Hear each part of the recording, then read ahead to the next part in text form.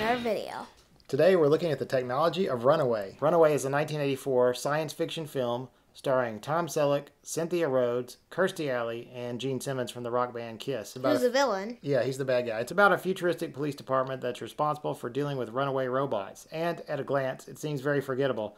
Just a standard cop movie with the typical angry police sergeant, hero cop with a tortured past, a new partner who is learning the ropes, and some cheesy looking 80s robots thrown in. But if you look beneath the surface, there's a lot more here. This is a Michael Crichton film. That's the same guy behind ideas like Jurassic Park and Westworld, so a lot of his work is about predicting the future and forward thinking. We thought we'd check in with Runaway and look at how some of the predictions from 35 years ago turned out. One thing they got right was drones. These little drones are everywhere, except they don't actually use the word drone.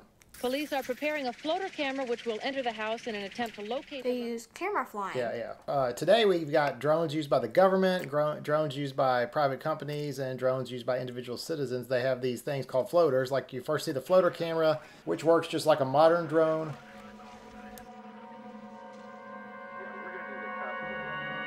Then you see another drone releasing some tear gas later in the movie.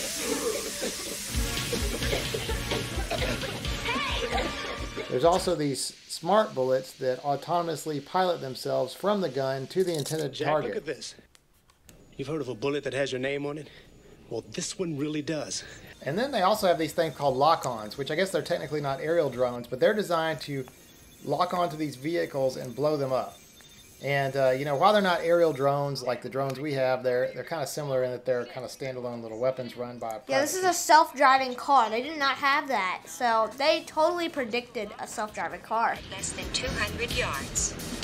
Conditions are dangerous.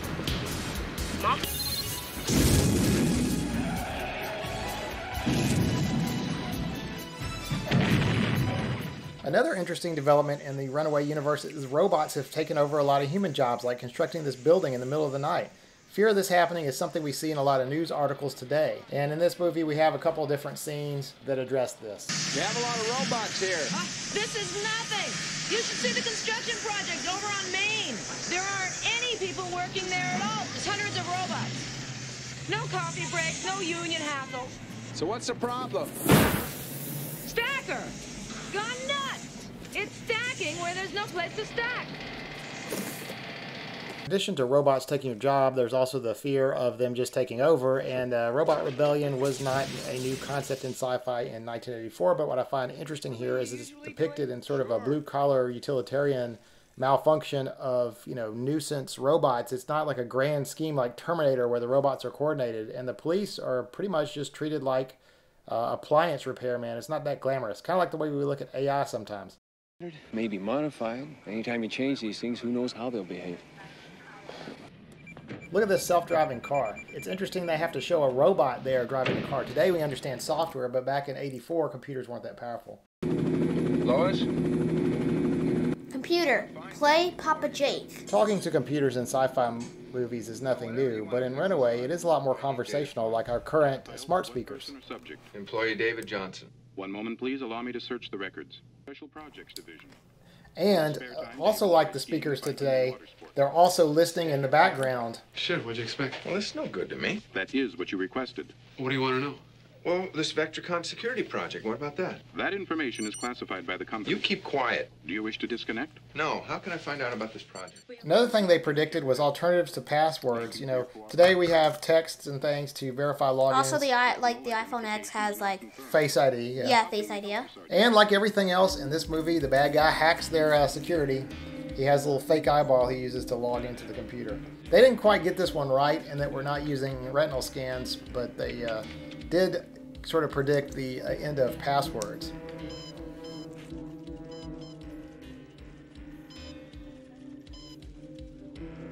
In this movie, there are a ton of old school CRT monitors. However, we do see at least one simulated flat screen when Ramsey's son is watching him on TV.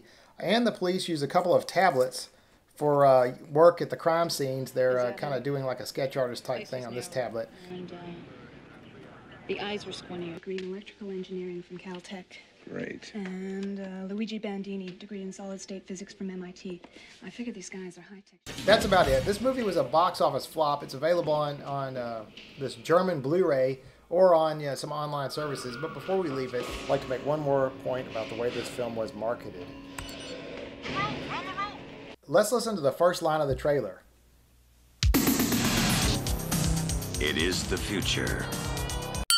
That's wrong. It's not the future. It's not even the near future like it says in this online plot summary. The marketing of this movie does it a great disservice, and your only hope of enjoying it is to view it as an alternate history, sort of like The Man in the High Castle. The evidence for this is apparent throughout the film. First, there's no attempt to futurize the 1980s cityscape like in Blade Runner. You've got 70s and 80s cars running all over the place. But the definitive proof is in the dossier on Sergeant Ramsey, which states he is 35 years old and born in 1950. So this movie really takes place in an alternate version of 1985, where technology has just advanced. Much quicker. Yeah. And there's no attempt to cover up the 80s. Anyway, and that's about it. See you next time for another video. Yep.